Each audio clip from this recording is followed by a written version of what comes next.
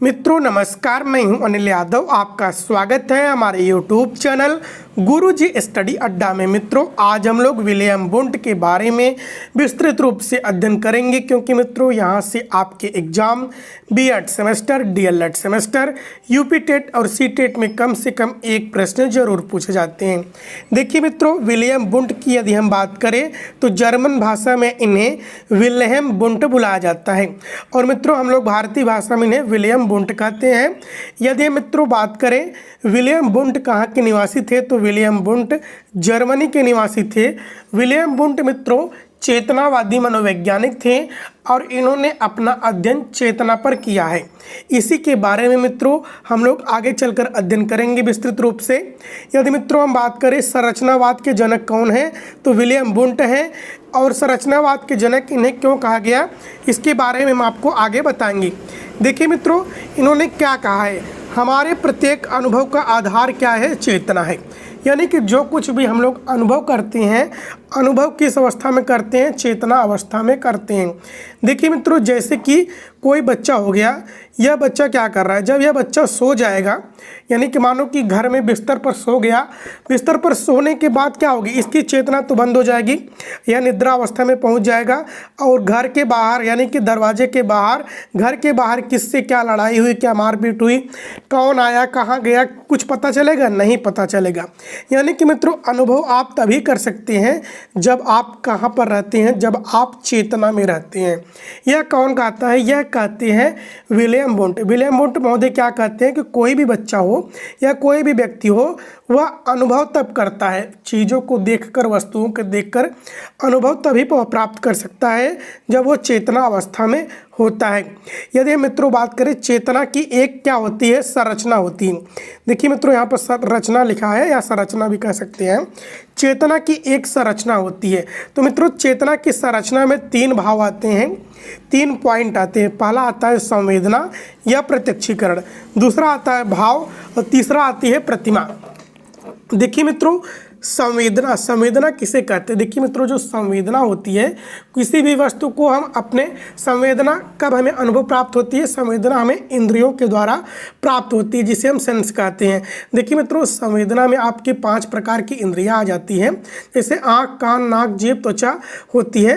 संवेदना के माध्यम से हम लोग क्या करते हैं मित्रों, हम लोग संवेदना के माध्यम से चीज़ों का अनुभव करते हैं। जैसे कि मित्रों कोई क्या हो गया, एक गुलाब हो गया, गुलाब को हमने क्या किया, गुलाब को हम सूंघ कर पता कर सकते हैं कि इसकी खुशबू कैसी है। यह क्या है मित्रों, यह एक संवेदना है। गुलाब को क्या कर सकते हैं, सूंघ कर हम पता कर सकते हैं कि इसकी खुशबू कैसी है। यह कैसे पता चलता है, नाक से पता चलता है कि गुलाब का खुशबू कैसा है। यह क्या है मित्रों, एक संवेदना है।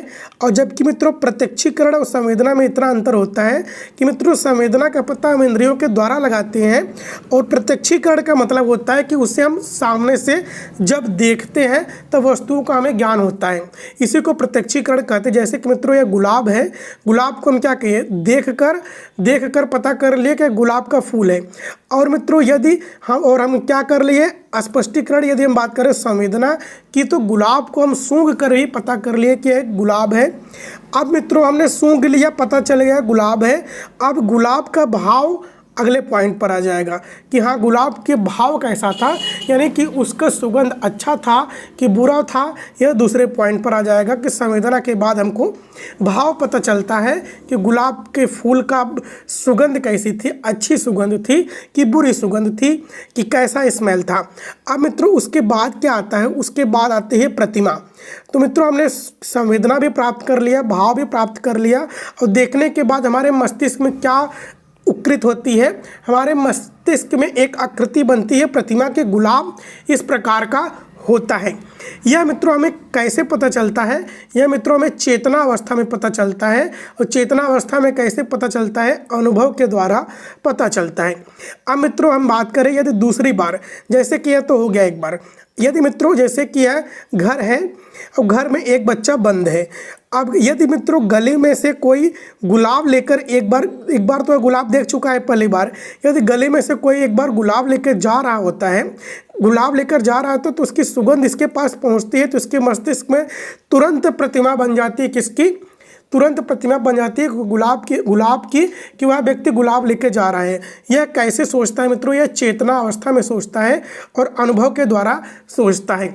तो मित्रों यही जो जाल है, यही जो संरचना है संवेदना, भाव और प्रतिमा की, इसी संरचना के क्या कहते हैं? इसी संरचना को संरचनावाद कहते हैं। संरचनावाद का मतलब होता है मित्रों विचार।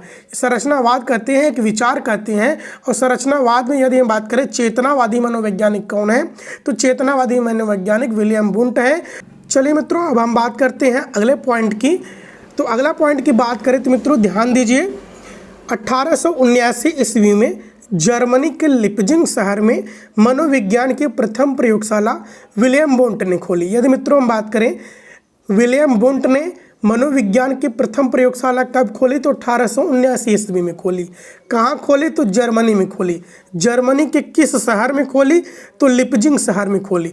और यदि मित्रों विलियम वुंट पहले प्रयोगशाला खोले हैं तो इन्हें क्या कहा जाएगा? इन्हें जब ये मित्रों पहली बार प्रयोगशाला खोले हैं तो ये प्रयोग करेंगे।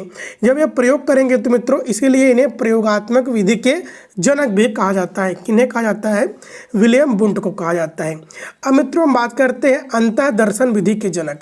अंतःदर्शन विधि के जनक कौन है? तो अंतःदर्शन विधि के जनक आपके यही विलियम वुंट महोदय हैं। देखिए मित्रों दर्शन का मतलब क्या होता है?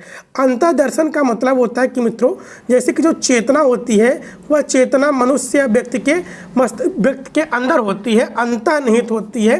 जैसे कि मित्रों यह एक शिक्षक है, यह एक व्यक्ति है। अब यह व्यक्ति गया है पढ़ाने। अब मित्रों यह व्यक्ति गया है पढ़ाने तो यह थोड़ी कहेगा हम अपने चेतना में पढ़ा रहे हैं बच्चों पढ़ लो, यह अपने मन में थोड़ी पढ़ाएगा, यह बोलकर पढ़ाएगा।